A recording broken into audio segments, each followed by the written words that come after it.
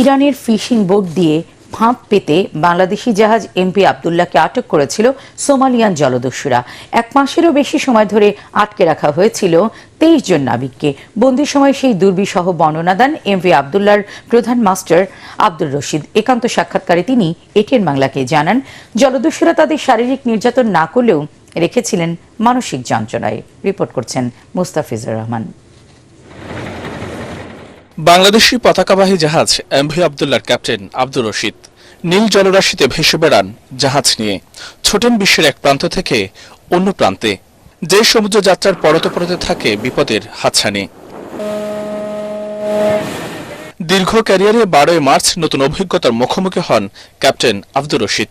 পড়েন সোমালিয়ান জলদস্যুদের কবলে, কিন্তু কিভাবে সে অভিজ্ঞতার কথা জানান এটিএন বাংলাকে। যখন ডোর ওপেন করলাম, আমার দিকে দুজন সাথে সাথে আমাকে দুইজন ধরবে। আমি তাড়াতাড়ি হাত তুলে বললাম, আই এম বাংলাদেশি। প্রিয়জনের অনুভূতি বোঝেন আপনি, আর আপনার প্রয়োজন বোঝে ওয়ালটন স্মার্ট ফ্রিজ।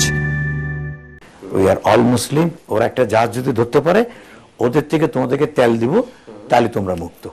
ওদের সাথে সমঝোতা ছিল এটাই।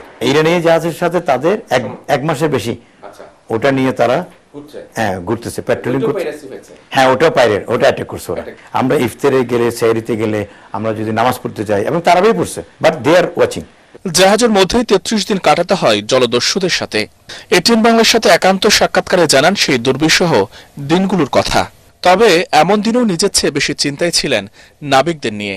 আমি যদি আমার জানের চিন্তা করতাম, তাহলে সেকেন্ড অফিসারকে রেখে 4th ইঞ্জিনে কিনা আমি ঢুকে যেতাম। As a master I did my job. ওর লাইফটা সেভ করাই আমার জন্য, এটাই আমার প্রাইম ডিউটি। আমরা যতক্ষণ ইশারা না দিব ততক্ষণ থাকবা। আমি ওখানে দাঁড়াইছিলাম, ওরা বোট নিয়ে চলে গেল। ওখানে লাড়া দিয়ে নামলো, বোট চালাইয়ে চলে গেল, কিনার দিকে গেল। ওখান থেকে চিৎকার দিচ্ছে, ক্যাপ্টেন গো। আমি ব্রিজে যাইয়া এটা ঘোষণা দেওয়া, সবাই কান্না জড়িত, আমাকে সবাই জড়াজড়ি। মুক্তিপণের পর 14 এপ্রিল মুক্ত হয়ে দুবাই যায় জাহাজটি। পরে 14 মে চট্টগ্রাম বন্দর হয়ে পরিবারের কাছে ফেরেন মুক্তি পাওয়া জাহাজের 23 নাবিক। মুস্তাফিজুর রহমান, এটিএন বাংলা, ঢাকা।